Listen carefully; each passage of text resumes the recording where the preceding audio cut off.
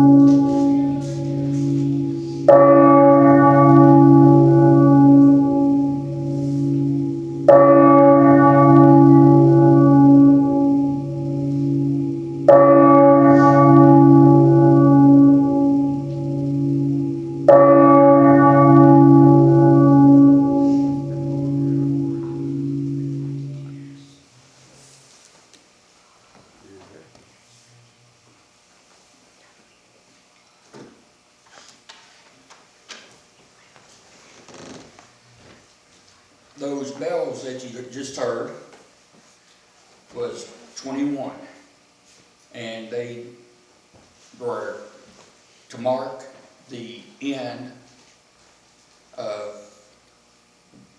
World War I. The World War I was ended officially on the 11th day of the 11th month at the 11th hour and 11th minute of 1918. And they started ringing at 11 o'clock sharp. And that's what they were in remembrance of.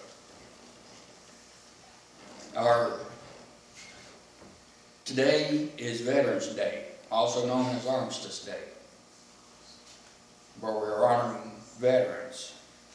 And that is, even though the service today is going to be focusing on honoring veterans, we still worship Jesus Christ, our Lord and Savior. Because without Him raising up men and women to go and sacrifice and fight for ideals of our country, we possibly would not be able to have the freedoms we do today, such as being able to gather here and worship in the freedom and in the manner that we choose. So, and today it's totally different than all the other services we've ever done here. So just kind of bear with me. But let's go to the Lord in prayer at this time. Dear Heavenly Father, we just come to you today, giving you thanks for all the freedoms that you give us. Even though we still fall under the Holy Bible and your instructions, it is through that we receive freedom to worship and to worship you in the manner we so choose. And we just thank Him for raising up people. Even though we all agree war is a terrible, terrible thing. But we just thank Him for the people that sacrificed their lives, limbs, time away from families to help us in the future, some of whom we've never known. We just hear stories about it. But all throughout the ages, you've raised up men and women to stand up and fight for your causes and the freedoms that you offer us.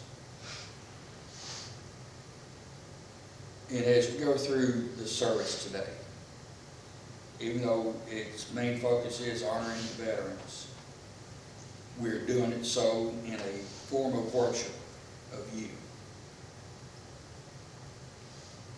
We thank you for all that you do for us. And we just also like to remember our church members that are in the hospitals. And just pray that you'll be with all their families. The ones in the hospital, such as Miss Kay Johnson. Just give them peace and comfort and heal them so that they can proclaim your word to people around them. And we ask all this in the name of Jesus Christ. Amen. Okay, we're going to start off. I know we don't have anybody here, but maybe you got families, or you know of family members that fought in the Revolutionary War or the Civil War, like Dad. He didn't fight in the Civil War, no, but his great-grandfather, Andrew Jackson Baldwin, who is buried on the Big Hill here in Providence, fought in the Civil War. He was a prisoner of war at the Andersonville prison, which through history and stuff we have learned, they say that it was the worst prison at that time. Several people did not survive it. But his great-grandfather, my great-great-grandfather, was able to survive it and came back and lived a few more years and went on and provided for family and had family. And so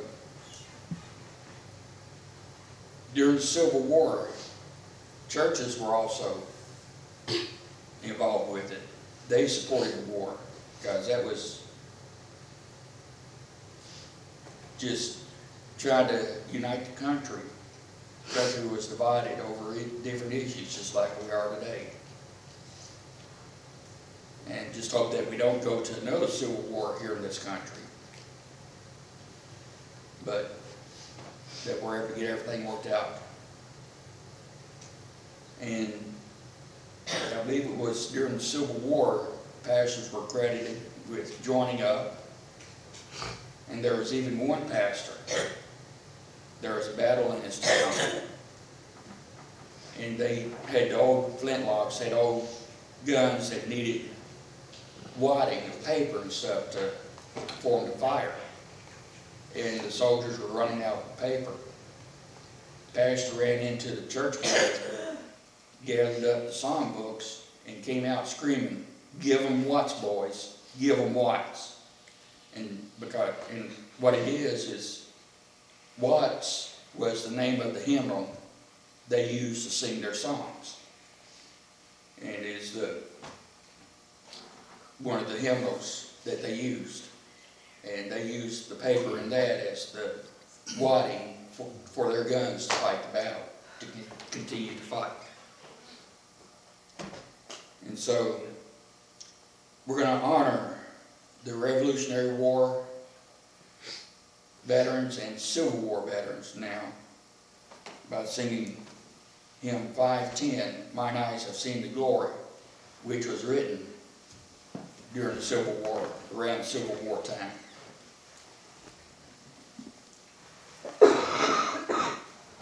Number 510.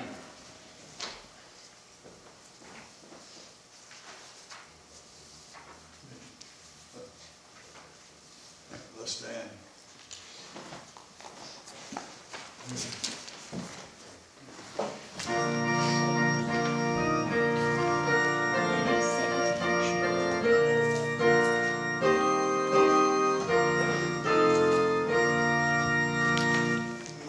Eyes have seen the glory of the coming of the Lord. He is trampling out the vintage where the grapes of wrath are stored. He hath loosed the faithful iron of his terrible sword. His truth is marching on. Glory, glory, hallelujah. Glory, glory, hallelujah. Glory, glory, hallelujah. Our God is marching on. And one thing I forgot to mention is this church. It was founded in 1863, which was during the time of the Civil War. There were Civil War battles fought around the county and different places, such as Burn Mill over close to Highway 120 and 630. And then there's another person that for the south that scouted out around Providence. There's a marker for that up at 41A. And there's a couple of other Civil War era markers around the county denoting battles or different events that took place. And the church expanded through that time, such as here we had a church. This church was founded in 1863 during the middle of that great conflict. So God's truth marches on. Even in times of war, His truth is still there.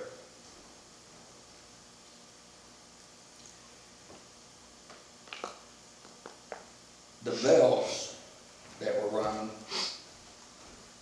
were in remembrance of the veterans of World War I. Because like I said, 100 years ago today, at 11:11 a.m., they signed the armistice ending World War I. And there is a poem that was written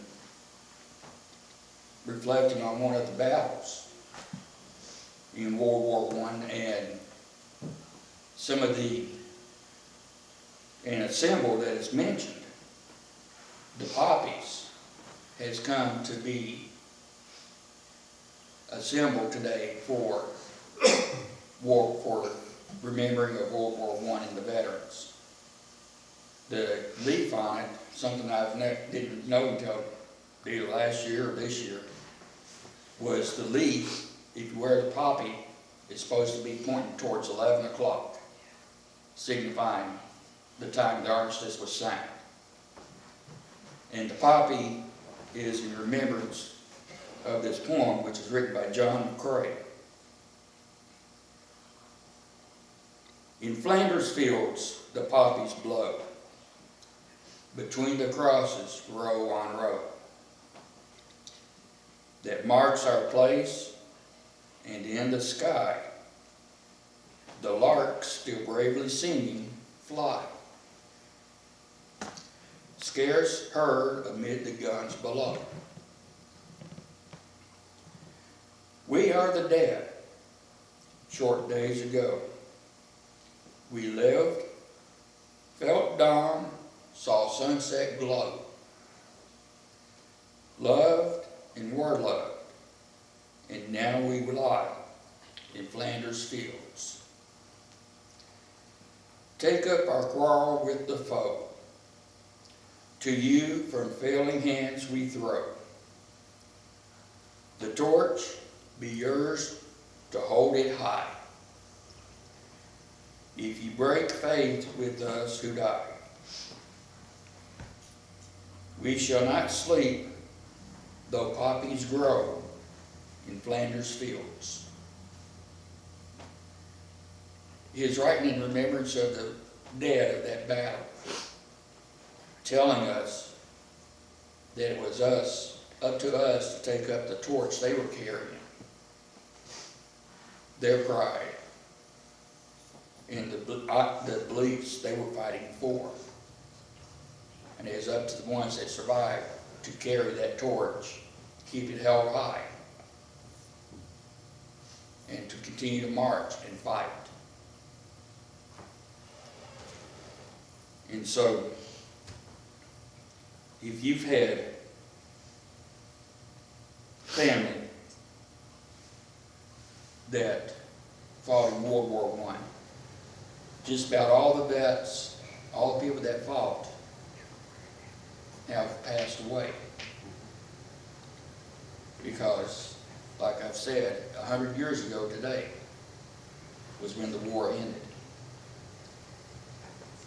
So, if we don't have anybody here that old, but people that 90s and 80s possibly are the only ones surviving, left over from that war. And soon that entire generation will be gone. But just like it said in the poem in Flanders Fields, we are to still take up their torch and hold it high and continue to carry it forward, just like we are to continue to carry forward with God and carry His story and tell all about God to the world. Now we're going to sing hymn 511, My Country 'Tis of Thee.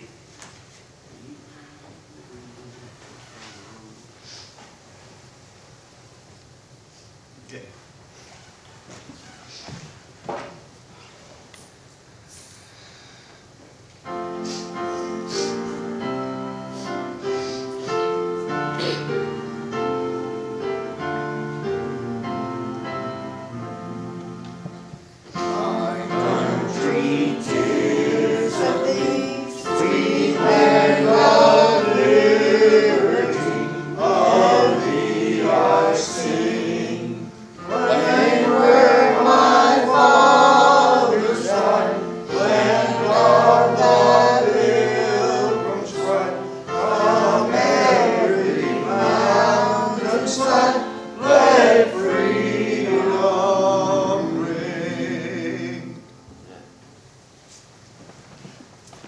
And that line, land of the pilgrim's pride,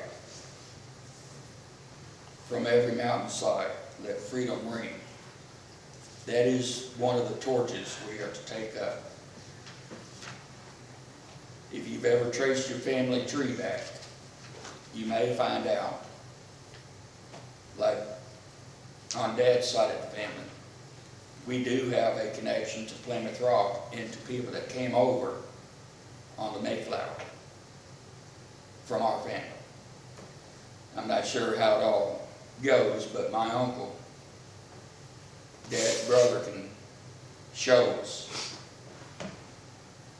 But also, one of our greats, either 5th or 6th, 7th great grandfather, didn't come over on the Mayflower, but he still was at Plymouth Rock. He came over from England and landed up in Maine and then worked his way down, him and 2 brothers. And he worked his way down to Plymouth Rock and opened up what is believed to be the first post of First General Store, hate to say it, but tavern in the country. But he was there at Plymouth Rock, and he's buried at Plymouth Rock in the town of Plymouth. And if you want to find out family history and see how much of a tie you have to this land, that is something I recommend you do. Now, it is difficult because records have been lost due to fires or whatever, but it is quite possible to do it. You might find out you've got some fairly famous relatives. And then you'll find out you've got others that you might be ashamed of, but because of whatever. But that's a good reason to research your history, because since we've got a tie to the Pilgrims, we still want to carry, Dad's family, we still want to carry forth the torch that they carried of religious freedom, but also of founding a nation built upon godly principles. And we want this nation to continue to be that, to be a nation of godly principles. And so we still carry the torch for that.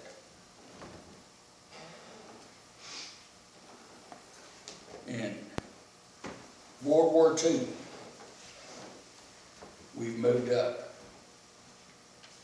The country, since the Civil War, there has not been any attacks or battles fought on U.S. soil. Now, there have been attacks.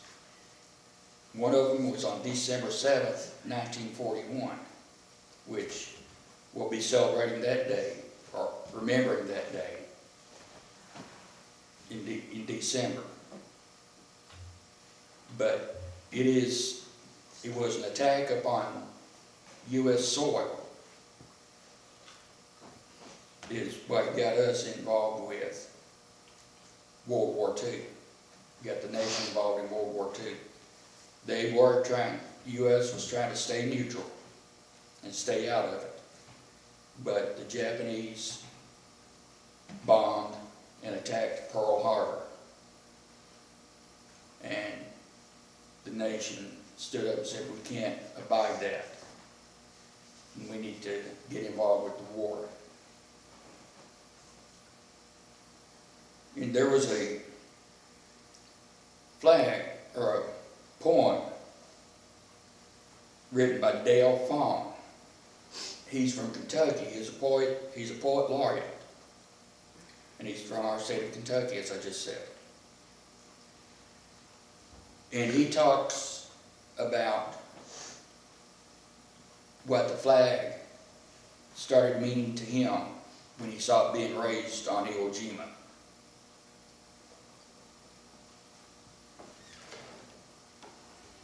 It reads, "When I was just a lad in school, I never disobeyed the rule to burn the flag and treat it as a common rag. I never would have torn it down or mocked its meaning over town, or spat upon the stripes there, or wiped my feet on stars fair. In no way now that I recall would I have damaged it at all. But on the other hand, you see, it meant not very much to me. I pledge allegiance as the rest, just idle words from my chest. I sang about the banner too, but never felt constrained to do a deed to honor those who gave their lives the flag to bravely save. And through its history oft I'd heard yet still my heart was not much stirred. My training all had hit a snag. I'd never really met the flag.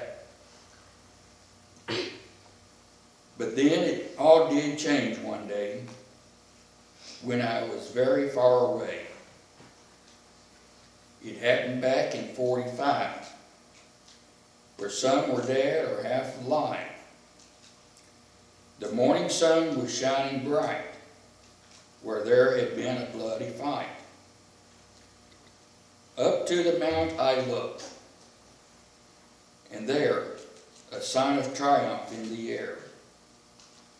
Our precious flag was waving high, announcing victory to the sky. Though I had seen the flag before and said allegiance times galore, the flag meant more that morn to me because it heralded victory. It waved a message back and said, "For me to fly, your friends are dead." And then it all made sense to me. The flag's the symbol of the free. That special morn on Iwo's Isle, I stood and gazed a long, long while. My heart leaped up. Gone was the sag, for there I truly met the flag. And he's talking about the raising of the flag on Iwo Jima and all of the people that were killed in the battle trying to get the flag up that hill, up that mountain. And even though he'd grown up saying the Pledge of Allegiance in school and respected the flag, he did not fully understand the meaning of the flag and the ideals this flag stood for. Now, we have a cemetery out back, and there are several people that were in the military. And every one of them that is marked out there, they fought during World War II. I don't know all the stories of all of them. I don't even know the stories of all of them, of any of them. I don't know where they fought, but they survived the war and was able to come back, continue to raise their families, continue to worship God here in this church and work around this community to bring it to what we have today. And there are still some families and members of families around still living that might remember those people. Remember these in the back. And they are carrying on, just like we need to carry on what it means to carry the flag, what it means to proclaim God to the rest of the world. And now, we're going to sing hymn number 508, America the Beautiful.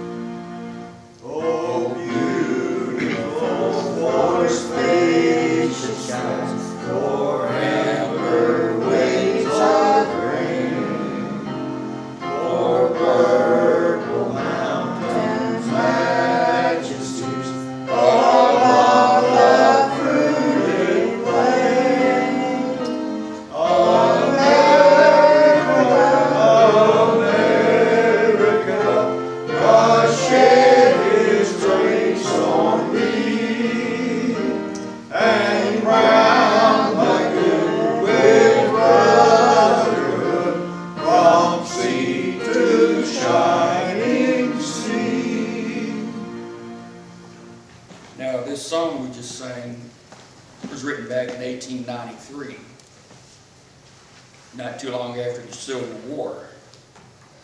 But the person that wrote it was up on Pikes Peak out in Colorado, one of the highest points in the U.S. It's one of the 14 tallest points. And I've been up there on it and looking out, you can see for miles. You can see the Purple Mountains. And at the right time of year, you can see the amber waves of grain of the wheat fields and other fields, soybeans and other crops. As they are getting ready to be harvested, they are an amber color. And you can just see them waving from the winds blowing. A gentle breeze across, and it looks like water from up at that high point. And this nation is truly a beautiful nation, a truly beautiful land that God led pilgrims to, led us to. And that is why we need to carry the torch. Continue to make this a great and beautiful land. And to continue to worship God. And after World War II, we now come to Korea, Vietnam. Both of those wars were bloody and not particularly light. And even today, we've got the war of Iran and Iraq, Afghanistan, that people don't agree with. But we still got people over there fighting. They're fighting today. And I was in the Coast Guard from 1986 to 2006. And 2 times I was stationed up in New York City. And these are events that led us to get into these current conflicts we got going on now. But the first one was a terrorist attack on the World Trade Center, where they bombed the trade centers. Back in 1993, they took a van loaded down with explosives and parked it in an underground garage there. And I saw the destruction after people were allowed to go back in, after they had cleaned up and were still in the process of recovery.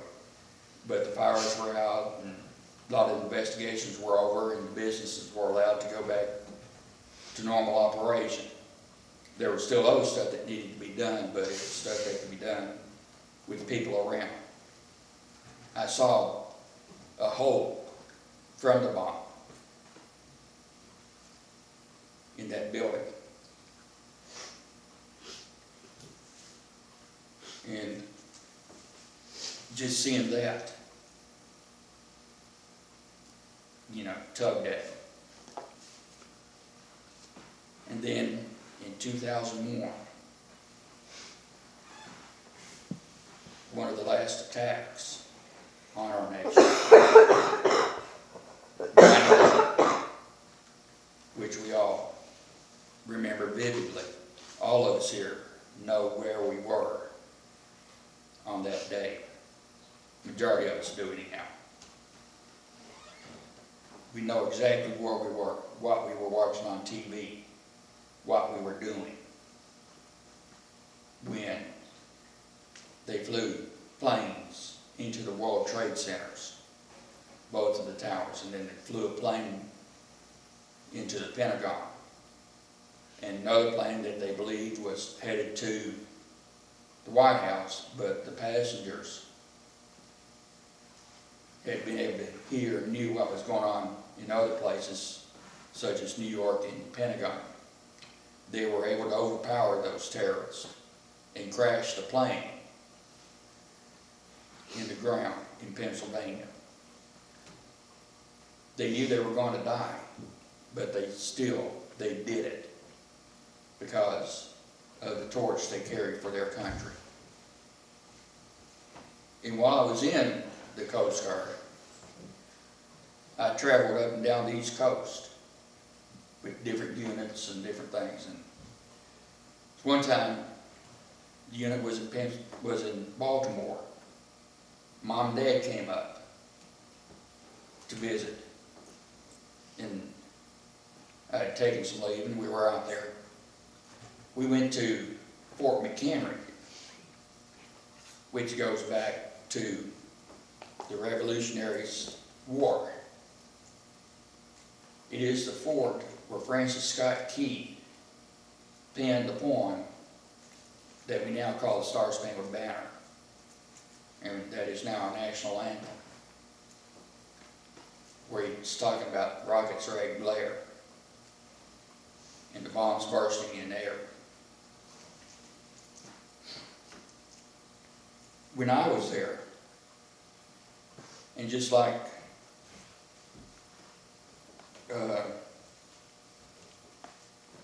Dale Fawn, I grew up reciting the Pledge of Allegiance to the flag, singing all these songs we sung growing up in high school, grade school. And I know the majority of y'all have too. And just kind of doing lip service, and because until you've met the flag and truly understand what its colors mean, it's kind of hard to describe. And I'm not trying to insult anybody,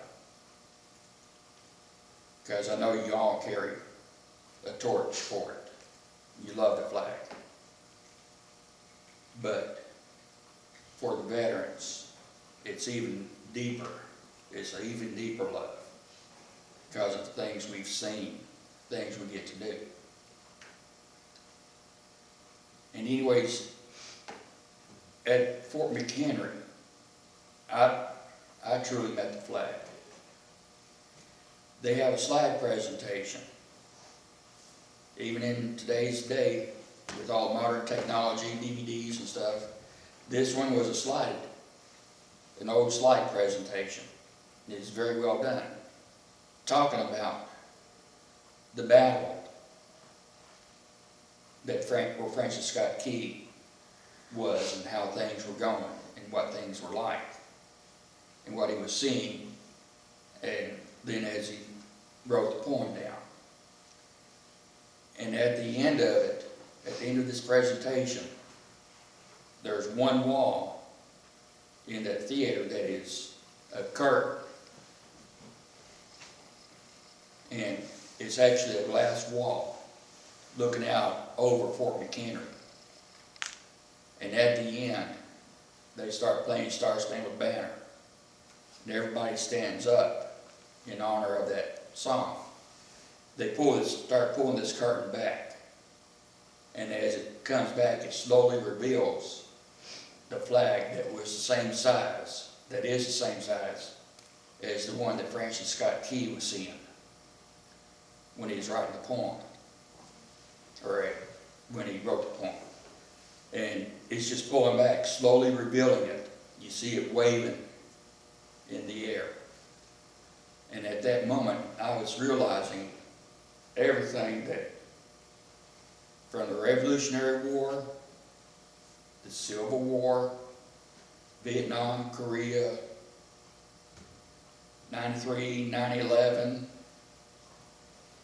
and stuff that's going on today, that was going on at that time, and the battles we've got going on today. I truly understood what this flag stands for and what it means, and the colors of the flag. The red represents the blood that's been spilled. The white represents the purity of Christ. And I can't remember what the blues represent. And then the stars represent each state. And so, for days like today, it is a very tough day sometimes. What it means to me to be a veteran in this country, and to see how we've all been treated. Because as we know, when veterans came back from Vietnam, they weren't welcomed back. They weren't really welcomed back with open arms because of the way the country felt about that war and things that had been shown on TV about that war. But those veterans, they were following orders at the time. And in the military, you follow orders, you don't question. And there are things going on today over in Iran and Iraq and Afghanistan and wherever else. And we've even got troops down on our southern border. They are following orders. In this military way, follow orders. One of the saying is yours not reason why, but to do or die in the military. And that's what they're doing. They personally may not agree with it, but that doesn't matter. They follow the orders to get the job done. Because hopefully the people above them understand the orders and know what is truly, really going on. And you can see the bigger picture, not just little microcosm that the individual sees. You didn't tell that you saw the planes in those towers. True. And you helped guard President Bush's helicopter. True. And then your boat I was set up triage and everything. I was 6 miles. I was stationed in New Jersey, 6 miles through the harbor, through water, to where the World Trade Centers were. I didn't see the actual planes yet, but I saw the smoke from the first plane after it had hit the tower. I saw it on fire.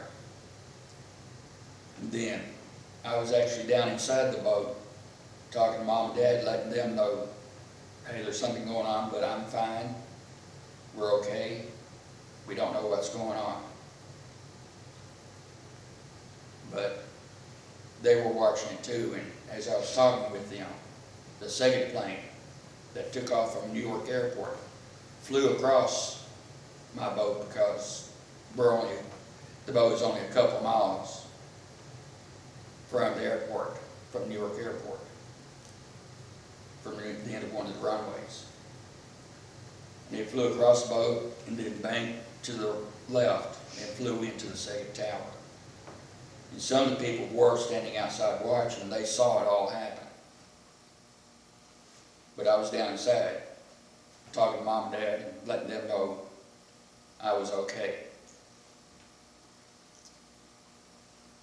And then after the towers fell, we got underway and went up to past the World Trade Centers to the north end a little bit and moored up to help protect that area. And they were bringing over ferries and just any other boats. And the pier, the area where we docked, was too high for some of the boats to get people. And so they would come up next to us, bound to where people could get off their boat, get onto ours, and then up onto the land. And then people going out the same way. But there was people rushing in to try to help in that area. And it was just a very surreal experience to see all the loss of life. And like I was saying, understanding what this flag stands for and represents. Not just to us, the citizens of this country, but to the rest of the world. Now, today's been mainly focusing on the veterans and different things that have happened throughout our world history. But if there is anyone here that would like to join our church, that was born during the Civil War, the church itself, that's what I'm talking about, not people. Thought he was talking to Nita. No. But join a church that was founded during a bloody time in the nation's history. Or if you feel God leading you to become a Christian, I'll be down in front waiting to receive you. Or if you just want to pray, feel free to pray, asking God for His guidance and protection. And so as we get ready to sing hymn 182, I'll be down here in front, waiting to receive you.